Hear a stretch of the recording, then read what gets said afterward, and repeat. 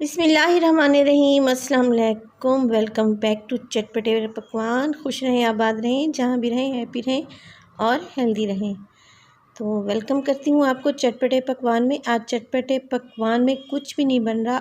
आज आप लोगों से मैं अपना एक्सपीरियंस शेयर करूँगी कि ईद की तैयारी मैं कैसे करती हूँ और कौन कौन सी टिप्स और ट्रिक्स हैं जो कि मैं अप्लाई करती हूँ अपने किचन में और ईद की तैयारी पहले से करके रख देती हूँ। तो ईद छोटी हो या बड़ी, ख़वातीन का ज़्यादातर टाइम किचन में गुज़रता है। तो ये मेरी जो वीडियो है वो उन ख़वातीन के लिए बहुत ही हेल्पफुल साबित होगी। तो चलें शुरू करते हैं। सबसे पहले यहाँ पे मैंने लिया है लहसुन और अदरक। तो मेन चीज़ जो किचन में इस्तेमाल होती है बरक़रा ईद में खानों में, वो है लहसुन और अदरक। तो लहसुन है मेरे पास यहाँ पे 250 ग्राम और उसका हाफ़ मैंने लिया है यहाँ पे। ये देखें अदरक को आपने छोटे छोटे क्यूब्स में कटिंग कर लेना है, क्योंकि जितने छोटे क्यूब्स आप काटेंगे आपके जूसर ब्लेंडर पे उतना ही कम दबाव पड़ेगा, यानी कि उसको मेहनत थोड़ी करनी पड़ेगी। तो ये डिपेंड करता है आपके जूसर ब्लेंडर पे। तो यहाँ पे अदरक देखें मैंने काट के रख ली है, और जो लहसुन है वो पहले से मैंने छील के रख लिया था। तो लहसुन छीलने की भी आपको एक टिप दे दूँ। ये देखें, ये एक मैंने बचा के रख लिया था। हाथ से लहसुन को तोड़ लें और एक फ्राइंग पैन में डाल दें। अगर आपके पास माइक्रोवेव है तो उसमें जस्ट आपने ये लहसुन 30 सेकंड के लिए रखना है। मगर मैं आपको इजी तरीका बता रही हूँ, क्योंकि हर घर में माइक्रोवेव अवेलेबल नहीं होता।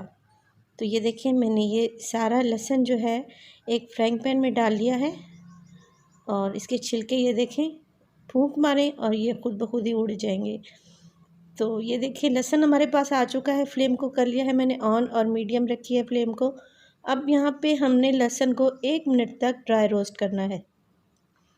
तो चम्मच को चलाएं मुसलसल, और 1 मिनट से ज़्यादा आपने नहीं देना, वरना लहसुन जल भी सकता है। तो ये देखिए, वीडियो देखने के साथ साथ आप लोगों से गुजारिश है कि वीडियो को लाइक भी कर दें और चैनल को सब्सक्राइब भी कर दें। तो ये लहसुन हमारे पास आ चुका है। अब आप मैजिक देखें। ये देखें, कुछ लोगों की जो स्किन होती है वो बहुत सेंसिटिव होती है और लहसुन छीलने की वजह से उन्हें शदीद जलन होती है। तो ये देखें कितनी इजीली हमारा लहसुन स्किन से अलहदा हो गया।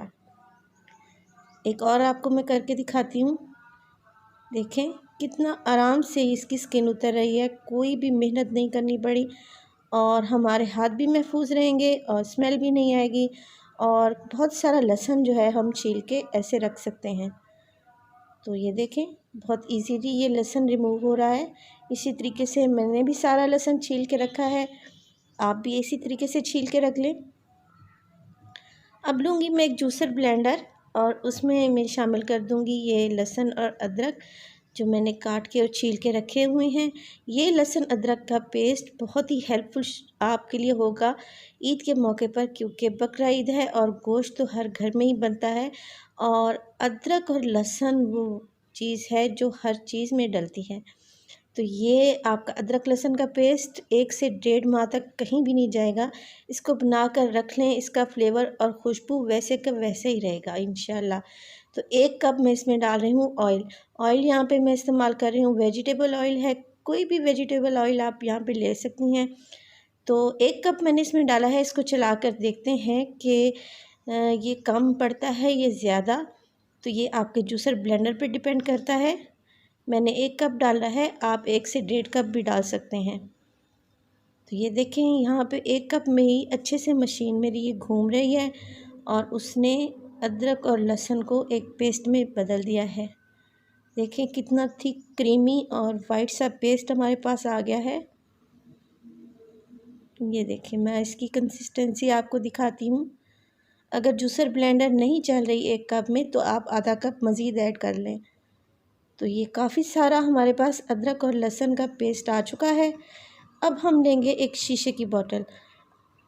शीशे की बोतल अगर आपने लेनी है तो ज़्यादा बेहतर है, अदरवाइज़ आप प्लास्टिक की बोतल में भी डाल सकती हैं, मगर इसको पहले अच्छे से सैनिटाइज़ कर लें।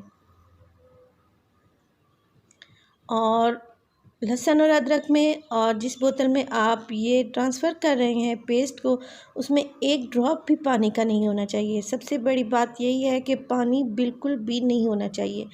तो ये देखिए बहुत गाढ़ा सा पेस्ट हमारे पास तैयार हो चुका है। ये 2 से 3 महीने तक कहीं नहीं जाएगा, मगर मैं आपको रिकमेंड करूँगी कि आप हर महीने नया बना लिया करें।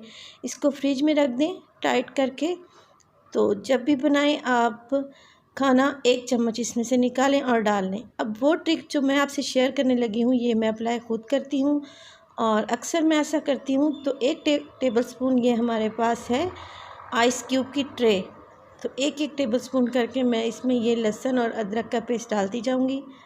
ये देखें इस तरीके से। अगर आप चाहें तो इनको अलग-अलग से भी बना सकती हैं। लहसुन को अलग बना लें और अदरक को अलग से पीस लें। ये हमारे पास एक ट्रे में आ चुका है लहसुन अदरक।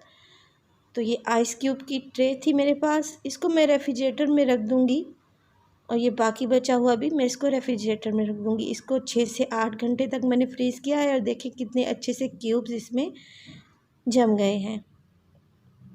तो देखिए छुरी की नोक से मैं इनको निकालूंगी तो ये इजीली निकल आएंगे, क्योंकि हमने इसमें ऑयल शामिल किया था और ऑयल चिपकता नहीं है। इसी तरीके से ये मैं सारे क्यूब निकाल लूँगी और ज़िप लॉक बैग है यहाँ पे मेरे पास, देखें ज़िप लॉक बैग में ये सारे क्यूब में डाल दूँगी और इनको मैं रख दूँगी फ्रीज़र में।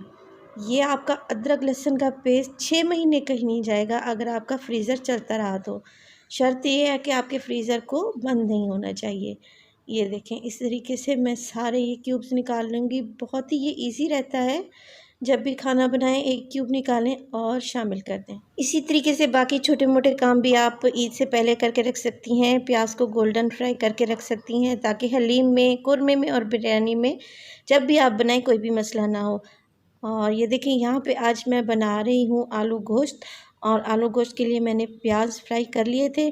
अब मेरा लहसुन और अदरक का पेस्ट पहले से ही बना हुआ है तो मुझे कोई मसला नहीं है किचन में खड़ा होने के लिए।